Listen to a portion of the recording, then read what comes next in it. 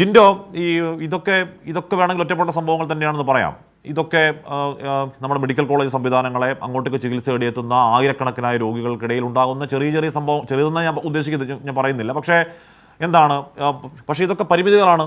Doctor Haris Hasan എന്ന് പറയുന്ന ഒരു ദീർഘനാൾ സർവീസുള്ള ഈ പറയുന്ന രോഗികൾക്ക് വേണ്ടി ജീവിതം ഒഴിഞ്ഞു വെച്ച, ഗൾഫിൽ 5 ലക്ഷം രൂപയ്ക്ക് ജോലി ചെയ്തുകൊണ്ടിരിക്കെ ഇവിടെ ഡോക്ടർമാർ കുറവാണ് എന്ന് കെ ശൈലജ പറയുന്നത് കേട്ട് വീണ്ടും ഇങ്ങോട്ട് ആദ്യം ഇവിടെ വർക്ക് ചെയ്തു, അതിനുശേഷം എന്തോ ആവശ്യത്തിന് ഗൾഫിൽ പോയി വർക്ക് ചെയ്തു. അപ്പോൾ ഈ വലിയ ശമ്പളത്തിന് ഇപ്പോഴൊന്നല്ല, കുറേ വർഷം മുന്നേ വലിയ ശമ്പളം ജോലി ചെയ്തുകൊണ്ടിരുന്ന ആൾ 30,000 രൂപയ്ക്ക് ബാക്ക് ടു കേരളത്തിലേക്ക് വന്ന ആളാണ്. അപ്പോൾ അദ്ദേഹത്തിൻ്റെ പ്രതിബദ്ധതയുണ്ടല്ലോ. ആ പ്രതിബദ്ധത തുറന്നു പറയുന്ന കാര്യമടക്കം അവിടെ പിഴവുണ്ട്, പിഴവുകൾ തിരുത്തപ്പെടണം എന്ന രീതിയിൽ അഡ്രസ്സ് ചെയ്യപ്പെടുകയാണോ വേണ്ടത്? അതോ ഇത് ആരാണ്ടൊക്കെയോ നശിപ്പിക്കാനോ ആരാണ്ടൊക്കെയോ ഇല്ലാതാക്കാനോ ആരോഗ്യ കേരളത്തിൻ്റെ പെരുമ കളയാനൊക്കെ ആരോഗ്യം ഉണ്ടാക്കിയെടുക്കുന്ന ഗൂഢാലോചന, മാധ്യമ വാർത്തകൾ എന്നൊക്കെയാണോ അതിൽ കാണേണ്ടത്? ശ്രീജിൻഡോ, ഹാഷ്മി, കേരളത്തിലെ സർക്കാർ ആശുപത്രികളുടെ അവസ്ഥ നമ്മൾ ചാനൽ ചർച്ചയിൽ ചെയ്യുമ്പോഴോ അല്ലെങ്കിൽ മാധ്യമങ്ങളിലൂടെ വരുന്ന റിപ്പോർട്ടുകൾക്കപ്പുറം കേരളത്തിലെ മുഴുവൻ മനുഷ്യർക്കും ആശുപത്രികളിൽ ചെന്നാൽ കാണാവുന്ന കാര്യമാണ്. അപ്പോൾ അതിന് നമ്മൾ അതിവൈകാരികമായിട്ട് കാണുകയോ അതിഭാവുകത്വത്തോടെ കാണേണ്ട കാര്യമില്ല. യാഥാർത്ഥ്യം ഇതിൽ ഈ ഡോക്ടർ പറഞ്ഞ കാര്യങ്ങളിലുണ്ട്. അതിലൊരു തെറ്റും അദ്ദേഹത്തിൻ്റെ ഭാഗത്ത് പറയാൻ പറ്റില്ല. ഈ സർക്കാർ ആശുപത്രികളെ കുറിച്ചിട്ട് ഞാൻ വ്യക്തിപരമായി ജീവിതത്തിൽ ഒരിക്കൽ ഒഴിച്ച് ബാക്കി മുഴുവൻ സമയവും നാളിതുവരെ എൻ്റെ ഓർമ്മയിൽ ഞങ്ങൾ സർക്കാർ ആശുപത്രിയിൽ മാത്രം പോകുന്ന ഒരാൾ, ഒരിക്കൽ മാത്രം ഒരു സർജറിക്ക് മാത്രം സ്വകാര്യ ആശുപത്രിയിൽ പോയി. അതുകൊണ്ട് സർക്കാർ ആശുപത്രികൾ മുഴുവൻ മോശമാണെന്നുള്ള അഭിപ്രായമില്ല. കേരളത്തിലെ സാധാരണക്കാരുടെ അവസാന ഇടമാണ് സർക്കാർ ആശുപത്രി എന്നുള്ള പൂർണ്ണ ബോധ്യത്തോടെയാണ് ഈ ചർച്ചയിൽ ഞാൻ പങ്കെടുക്കുന്നത്. പക്ഷേ ഈ സർക്കാർ ആശുപത്രികളിലെ സംവിധാനങ്ങളെ കുറിച്ചിട്ടാണ് കേരളത്തിൻ്റെ മുഖ്യമന്ത്രി ഒരു 4 മാസം മുമ്പ് പറഞ്ഞത് അതിസമ്പന്നന്മാർ ചികിത്സയ്ക്ക് ക്യൂ നിൽക്കുന്ന സർക്കാർ ആശുപത്രി എന്ന്. ഈ അതിസമ്പന്നന്മാർ ചികിത്സയ്ക്ക് ക്യൂ നിൽക്കുന്ന സർക്കാർ ആശുപത്രിയിലെ ദുര്യോഗങ്ങളെ കുറിച്ചിട്ടാണ് ഡോക്ടർ ഹാരിസ് ചിറക്കൽ എഴുതിയത്.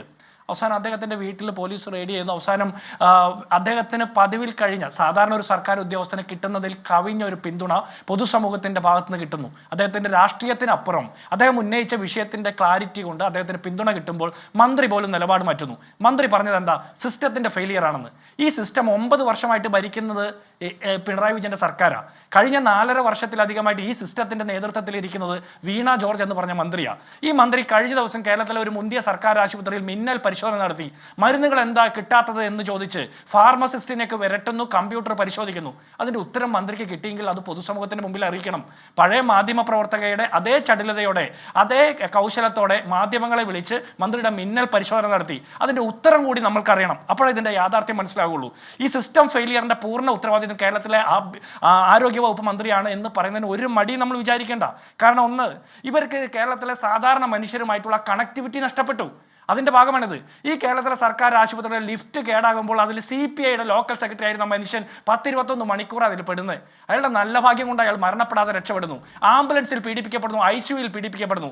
ICUവിൽ പീഡിപ്പിക്കപ്പെട്ട ആ പെൺകുട്ടിയോടൊപ്പം നിന്ന ഹെഡ് നഴ്സിനെ ഇടുക്കിയിലേക്ക് ട്രാൻസ്ഫർ ചെയ്തുകൊണ്ടാണ് സർക്കാർ മാതൃക കാണിച്ചത്. അവസാനം ഹൈക്കോടതി അനുകൂല ഉത്തരവുമായിട്ട് വന്നപ്പോൾ കോഴിക്കോട് മെഡിക്കൽ കോളേജിൻ്റെ വരാന്തയിൽ 6 ദിവസമാണ് ആ കസേരയിൽ ഇരുത്തിയത് ആ പാവപ്പെട്ട ഹെഡ് നഴ്സിനെ.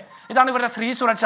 ഇനി ഓരോന്നും നമ്മൾ നോക്കുക. മെഡിക്കൽ സർവീസ് കോർപ്പറേഷന്റെ മറവിൽ നടത്തിയ കോടിക്കണക്കിന് രൂപയുടെ അഴിമതി, ഏകദേശം 1600 കോടി രൂപയുടെ കാലാവധി കഴിഞ്ഞ മരുന്നുകൾ കേരളത്തിലെ സാധാരണക്കാരെ കൊണ്ട് തീറ്റിച്ചു എന്നാ പറയാ.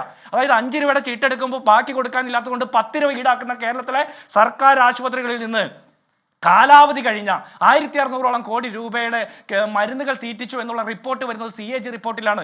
അത് ഏത് സമയത്താണ്? കോവിഡിൻ്റെ സമയത്ത്. ഇവിടെ അനിൽകുമാർ ഒരു കാര്യം കൂടി ഭംഗിയായിട്ട് ചെയ്തു. ഈ പറഞ്ഞ പർച്ചേസുമായി ബന്ധപ്പെട്ട കാര്യത്തെ കൂട്ടി കണക്ട് ചെയ്തുകൊണ്ട് PPE കിറ്റ്, മാസ്ക് അഴിമതി 1000 കോടി രൂപയുടെ കെ ശൈലജയുടെ കാലത്ത് നടന്ന, കോവിഡിൻ്റെ കാലത്ത് നടന്ന അഴിമതിയെക്കുറിച്ച് പറയുന്നു. അപ്പോൾ എനിക്കൊരു ചോദ്യം അനിൽകുമാറിനോടുണ്ട്. അന്ന് പെട്ടെന്നൊരു തീരുമാനമെടുത്ത് PPE കിറ്റ്, മാസ്ക് ഒക്കെ മേടിക്കുന്നത് എങ്ങനെയാണ്? 500 രൂപയ്ക്ക് പബ്ലിക്കിൽ പൊതു മാർക്കറ്റിൽ കിട്ടുന്ന സാധനം നിങ്ങൾ 1500 രൂപയ്ക്ക് പർച്ചേസ് ചെയ്യുന്നു, പ്രത്യേക ഓർഡർ ഇട്ടുകൊണ്ട്. അതിനേക്കാൾ എളുപ്പത്തിൽ സാധിക്കുന്നതല്ലേ ഈ ശസ്ത്രക്രിയ ഉപകരണങ്ങൾ? നിങ്ങൾ ഒരാഴ്ച എടുത്തോ അല്ലെങ്കിൽ 1 മാസം എടുത്തോ, എന്നിട്ട് മാസങ്ങളായിട്ടുള്ള ഈ പരാതിയിൽ നിങ്ങൾക്ക് ഒരു തീരുമാനം എടുക്കാൻ പറ്റുന്നില്ലെങ്കിൽ ആ സിസ്റ്റം ഫെയിലിയറും പണ്ട് PPE കിറ്റിന് പർച്ചേസിന് പ്രത്യേക താല്പര്യമെടുത്ത ആ സിസ്റ്റം എഫിഷ്യൻസിയും അത് സംശയിക്കപ്പെടേണ്ടതാണ് അനിൽകുമാറെ. ഇനി ഒരു കാര്യം കൂടി ചോദിക്കട്ടെ. കുട്ടികളുടെ ആശുപത്രിയിൽ വെണ്ണും പാലിനും കുടിശ്ശിക കൊടുക്കാനില്ലാത്തത് കൊണ്ട് ആ പരിപാടി അങ്ങ് നിർത്തലാക്കി എന്നുള്ള വാർത്ത നമ്മൾ കണ്ടില്ലേ? ഞാൻ പറഞ്ഞ മുഴുവൻ കാര്യങ്ങളും 24 24 ഉൾപ്പെടെയുള്ള കേരളത്തിലെ ദൃശ്യമാധ്യമങ്ങളിൽ പത്രമാധ്യമങ്ങളിൽ കഴിഞ്ഞ കുറെ കാലങ്ങളായിട്ട് റിപ്പോർട്ട് ചെയ്യപ്പെട്ട വസ്തുതകൾ മാത്രമാണ്. അത് നമ്മൾ നേരിട്ട് അനുഭവിക്കുന്ന കാര്യങ്ങളാണ്. ഇവിടെ കാരുണ്യ ചികിത്സാ പദ്ധതി നിർത്തലാക്കപ്പെട്ടിരിക്കുന്നു. 1200 കോടി രൂപയാണ് അതിൽ മരുന്ന് കമ്പനികൾക്കും ഇൻഷുറൻസ് കമ്പനികൾക്കും സ്വകാര്യ ആശുപത്രികൾക്കൊക്കെ കൊടുക്കാൻ കുടിശ്ശികയുള്ളത്. മരുന്ന് കമ്പനികൾക്ക് കോടിക്കണക്കിന് രൂപ കൊടുക്കാനുള്ളപ്പോഴും സൂര്യോദയ ബഡ്ജറ്റ് അവതരിപ്പിച്ചുകൊണ്ട് ലോക സമാധാനത്തിന് 2 കോടി രൂപ മാറ്റിവെക്കുന്ന സർക്കാരാണ് കേരളത്തിലുള്ളത്. ഇവിടെ യാതൊരു സാമ്പത്തിക പ്രതിസന്ധിയും ഞാൻ അൽക്കുമാറിലൊക്കെ മറുപടി കേൾക്കാം. അതിനു മുമ്പ്